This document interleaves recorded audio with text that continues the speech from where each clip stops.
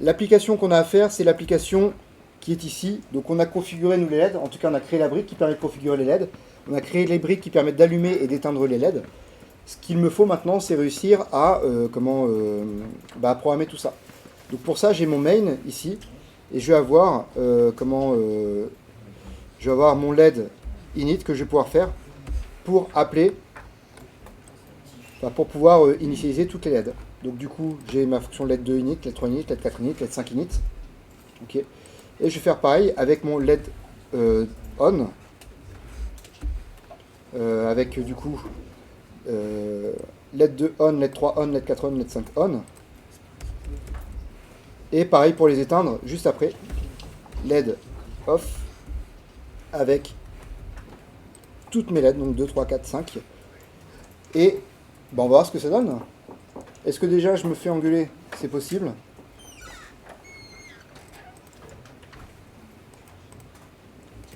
Je vais porter le programme directement sur la carte. Ok, je vais passer en mode debugger. Et on va voir si j'arrive à observer des choses qui m'intéressent. Alors, j'ai quelques warnings, rien de bien méchant. C'est des problèmes de conversion de type. Bon, on en reparlera éventuellement plus tard.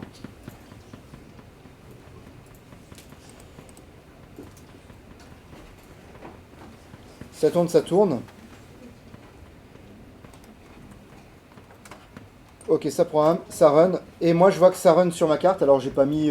Enfin, vous ne voyez pas ici. Mais effectivement, je vais me mettre en pause. Et si j'avance étape par étape, je vois que là, j'ai une LED qui est allumée, une autre LED qui est allumée, une troisième et une quatrième qui est allumée. Et ensuite, elles vont s'éteindre une par une, ces LED-là. D'accord? Pour rappel, la ligne qui est en surbrillance, qui est en vert ici, c'est la prochaine ligne qui sera exécutée. Ok, donc là, la prochaine ligne qui sera exécutée, c'est le while 1. Et paf, ça tourne comme ça. Je fais un reset. Et avec ce reset-là, je vais pouvoir afficher le Target Memory View et vous montrer à côté ce qui se passe. Parce que j'ai une question à vous poser. C'est quelle est la différence entre les fonctions, LED 2 init, LED 3 init, et ainsi de suite, et les macro-fonctions, LED 2 on, LED 3 on, et ainsi de suite. Déjà, rappel, question que je vous ai posée hier, à laquelle on a répondu. Quelle est la première exécution, la première instruction qui est exécutée par le microcontrôleur? La toute première. C'est l'instruction d'adresse 0. Là, il me fait un goto 1FFBC, donc je saute à l'instruction d'adresse 1FFBC, qui se trouve 1FFBC ici. Donc je suis là, et ensuite, j'ai un goto qui me fait arriver là. Non, 1FFCA ici, pardon, sur le main. Ok. Et là, je ne sais pas si vous voyez, en tout cas je ne peux pas zoomer au tableau. Quelle est l'instruction qui correspond à LED 2 init? L'instruction, on la retrouve ici. C'est un call 1FFC2. C'est-à-dire quoi, call 1FFC2? Ça appelle la fonction... du coup, call, c'est un appel. Donc on va appeler la fonction. C'est comme un goto 1FFC2. Donc je vais vers 1FFC2. Il est où? Il est là. Ok. Et là, j'ai un label LED 2 init, c'est-à-dire que ça correspond à l'instruction LED 2 init. Je ne vais pas faire un step over. Step over, ça me permet de sauter une ligne en C à chaque fois.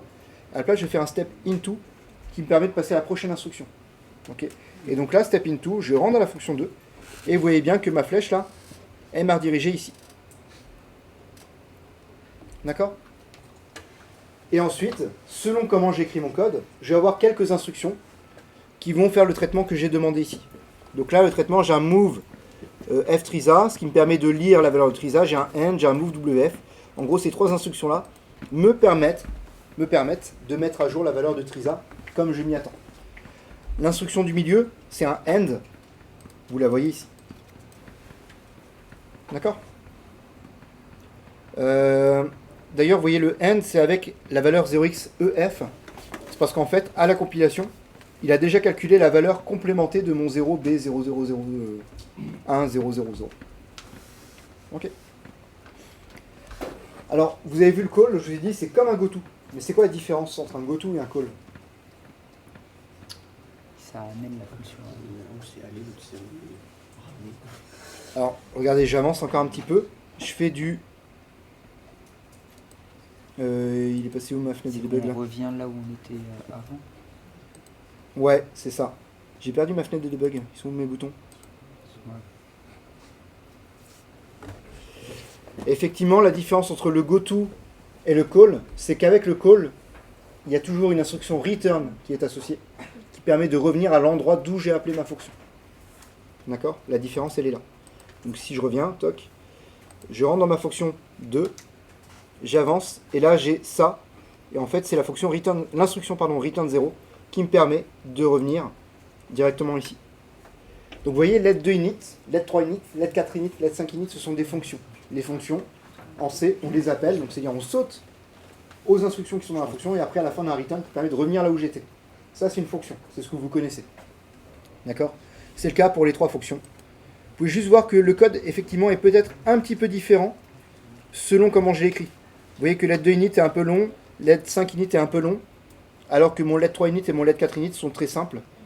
Ça dépend de comment vous les avez codés. Ok. Et là, je fais mon let 5 init, et ensuite j'arrive dans mon while 1. Et là, j'ai mes fonctions let 2 on, let 3 on, et ainsi de suite. Alors les fonctions sont, les instructions, on les voit, elles sont pas si simples que ça à comprendre. Peu importe, on les verra peut-être plus tard. Peut-être pas, c'est pas ça qui m'intéresse. Ce qui m'intéresse, c'est que let 2 on, c'est quoi? C'est une macro-fonction. Tout à l'heure, on a vu qu'avec les fonctions, on avait forcément une instruction call, une instruction return. Là, qu'est-ce que vous constatez ici? On l'appelle tout de suite. On l'appelle pas. Enfin, elle est tout de suite. Ouais. En fait, les macros, que ce soit des macros constantes ou des macro-fonctions, ce qui se passe, c'est que le code qui est là, en fait, il est cherché, copié et remplacé. Et ça, partout où vous avez une macro-fonction, on vient remplacer la macro-fonction par le code qui est derrière. Okay. C'est quoi l'avantage de ça? C'est quoi l'inconvénient de ça?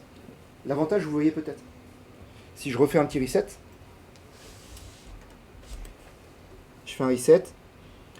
Vous voyez combien d'instructions il me faut pour faire mon travail si j'avance? Tiens, je vais en prendre une qui est efficace. La lettre 3. Je suis ici. Il faut que je fasse le call ici. Il faut que je fasse ensuite l'instruction BCF, c'est celle qui m'intéresse, c'est celle-là. Il faut ensuite que je fasse l'instruction return. Donc là, en fait, pour faire une instruction utile, le BCF, le bit clearing file, j'ai trois instructions. J'ai le call, le BCF vraiment et le return. Donc en fait, en termes d'instructions utiles, j'en ai très peu par rapport à la totalité des instructions. Donc l'inconvénient d'un appel de fonction classique, c'est que vous rajoutez des instructions pour rentrer dans la fonction et vous rajoutez des instructions pour quitter la fonction. Si la fonction est très longue, ça se voit pas, ça se voit quasiment pas. D'accord? Mais si la fonction est très courte, on passe plus de temps à sauter dans une fonction et à en revenir qu'à faire le code de la fonction elle-même. D'accord? Alors qu'une macro-fonction, comme vous faites un chercher-remplacer, il n'y a pas d'appel. Le gros avantage, c'est que vous arrivez tout de suite sur le code. Il n'y a pas d'appel, il n'y a pas de retour. Donc ça, c'est le gros avantage. D'accord? L'inconvénient, c'est quoi? Bah, si vous avez une macro-fonction qui est longue de, je sais pas moi, 50 instructions, et que vous l'appelez 50 fois dans le code, à 50 endroits différents, et ben vous avez 2500 nouvelles lignes qui apparaissent dans votre code, dans votre mémoire programme. Ok? Et ça, du coup, bah, c'est pas forcément bien. Donc en fait, ce qu'on fait en général, en embarqué notamment, parce qu'il y a des moments où ça sert à rien de faire des appels de fonctions, on va écrire des macro-fonctions pour essayer d'aller plus vite. Et voilà. Donc c'est des choses un petit peu nouvelles que vous avez peut-être vues. Enfin non, que vous n'avez pas vu. Les macro-fonctions, vous n'avez pas vu, mais les macros, vous avez vu, c'est exactement le même fonctionnement. Ok. Maintenant, je remets en run. Et on va regarder un petit truc. On va voir si ça fonctionne bien.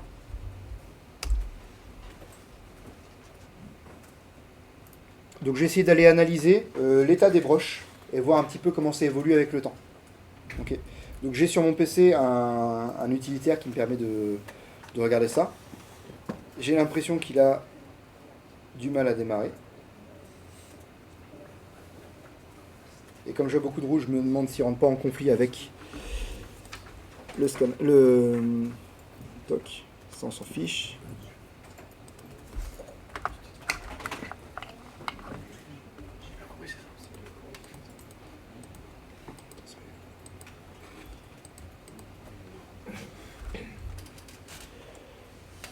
Ok, je passe en mode normal, je vais enlever le debug, voir si c'est ça qui merde ou pas.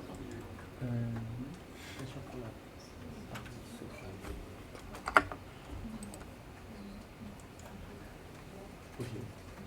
Mais c'est possible. Si à 50 il y a un truc qu'on appelle 50 ans, à 2500 de